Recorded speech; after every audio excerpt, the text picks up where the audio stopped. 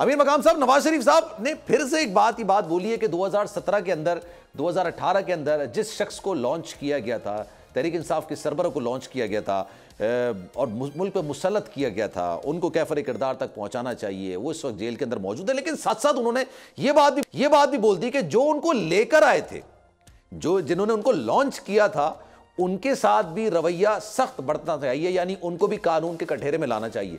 यह बयान वही वाला बयान तो नहीं है जब वो पाकिस्तान नहीं आए थे, लंदन में मौजूद थे, लंदन में बैठ के उन्होंने कुछ लोगों के नाम लिए थे, नाम लेके कहा था कि जनाब एहतसाब किया जाना चाहिए। उसके बाद फिर आप सब लोग खामोश ही हो गए थे, आप लोग इस बयान पर तबसरा ही नहीं करते थे। एक बार फिर से वही बयान दिया है।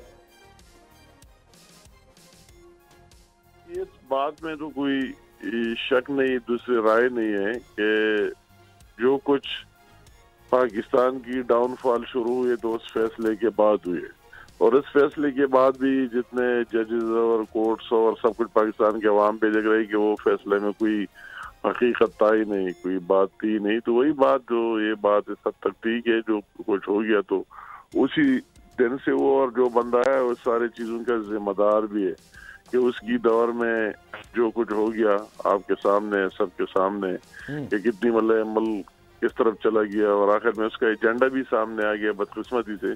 बकाया उसकी डिलीवरी हो रही है। अपनी बात मैं भी अभी तकरीर कर रहा था 4 में, हमारे साथ कोई साबिक़ वज़ीर शामिल हो रहा था, तो मैंने वही जलसे में भी बात की कि 10 साल तो KPK में उन्होंने रोल किया, उसकी वही डिलीवरी है, और ये अपनी जगह क्या किया। अभी इसके लिए अगर रो रहा है तो 4 साल मरकज में रहे, तो फिर निफ्सी अवार्ड में हिस्सा फलान में फटा मर्ज के वही 104 बिलियन अमाउंट पर ईयर फला, तो उसको क्या मुश्किल था। जब इमरान की बेस KP थी तो उसको चाहिए कि KP उसकी बेस थी, KP को तरजीह देते और उसके जो जेन्युइन राइट्स थे उसको वापस कर देते, उसको एक गोल्डन चांस आया था। वो तो वही तो उसका सब्जेक्ट ही नहीं था, वो साबित हो गया।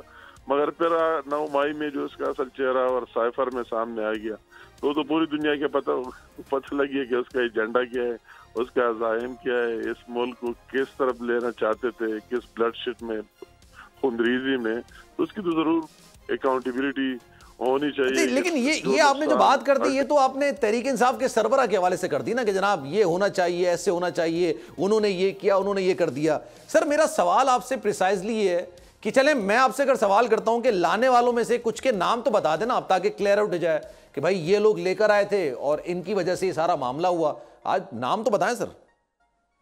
मतलब मैं ये मेरी लेवल नहीं है, उसने बात जो कर दी तो उसको देखना चाहिए। उसकी मतलब मैं सब की बात की मैं अगर नेटशल निकालूं तो उसकी मतलब ये है कि एक इंस्टीट्यूशन सब ने मिलके, ये कोई कलेक्टिव फैसला और इस तरह चीज नहीं थी, चंद लोगों का अपना ख्याल था कि इस तरह हो जाए जिसको मुल्क को नुकसान हो गया, तो उनकी भी निशानदेही होनी चाहिए। उसका मकसद है।